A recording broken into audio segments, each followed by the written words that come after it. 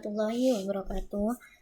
Perkenalkan, nama saya Adelia Rahmania Agustin dengan NIM akhir 266. Di sini saya akan mempresentasikan tentang kesehatan dan keselamatan kerja dengan studi kasus Indonesia versus Jepang. Latar belakang. Kesehatan dan keselamatan kerja atau yang sering disebut K3 merupakan aspek penting dalam dunia kerja. Banyak kecelakaan dan kerugian yang bisa dicegah jika prosedur K3 dijalankan dengan baik. Di Indonesia, masih banyak perusahaan yang belum menerapkan K3 secara konsisten. Tujuan dan analisis. Tujuannya untuk membandingkan penanganan kasus K3 di Indonesia dan Jepang. Analisis ini bertujuan untuk mengetahui perbedaan prosedur kompensasi dan peran serikat pekerja. Hasilnya diharapkan menjadi rekomendasi kebijakan bagi Indonesia. Kasus di Indonesia. Contoh kasus di Indonesia sendiri yaitu ledakan pabrik kimia. Peristiwa ini menyebabkan korban luka dan kerusakan fasilitas. SOP K3 tidak konsisten, serikat pekerja minim peran, dan pengawasan pemerintah kurang ketat.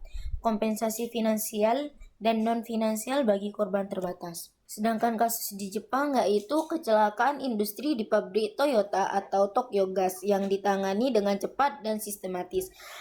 Sedangkan korban menerima kompensasi finansial lengkap dan dukungan psikologis.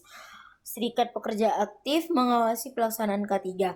SOP dijalankan secara ketat dan pelatihan rutin diberikan kepada semua karyawan. Perbandingan penanganan. Jepang menerapkan manajemen K3 yang terintegrasi, sementara di Indonesia sendiri itu belum sepenuhnya. Kompensasi di Jepang lengkap dan cepat, sedangkan di Indonesia itu terbatas. Serikat pekerja di Jepang aktif, sedangkan di Indonesia itu perannya minim. SOP K3 di Jepang selalu dipatuhi, sedangkan di Indonesia sering tidak konsisten.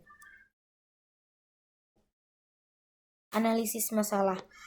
Masalah utama yang ada di Indonesia itu meliputi pengawasan yang kurang, pelatihan K3 yang jarang, dan keterlibatan serikat pekerja minim. Kompensasi bagi korban masih tidak memadai. Kurangnya penerapan SOP membuat risiko kecelakaan tetap tinggi. Kebijakan. Perusahaan di Indonesia perlu mengintegrasikan K3 dalam manajemen kinerja. Kompensasi finansial dan non-finansial harus ditingkatkan. Pelatihan K3 wajib dilakukan secara rutin. Serikat pekerja perlu dilibatkan aktif. Regulasi dan pengawasan pemerintah harus diperkuat. Kesimpulannya yaitu penanganan K3 di Jepang menunjukkan disiplin tinggi, SOP selalu diterapkan, kompensasi lengkap, dan serikat pekerja aktif. Sedangkan di Indonesia itu penerapan K3 masih lemah, kompensasinya terbatas, dan pengawasannya itu kurang ketat. Dengan mengintegrasikan K3 dalam manajemen, melibatkan serikat pekerja dan memperkuat regulasi, Indonesia dapat menurunkan risiko kecelakaan, meningkatkan produktivitas, dan menciptakan lingkungan kerja yang lebih aman dan profesional.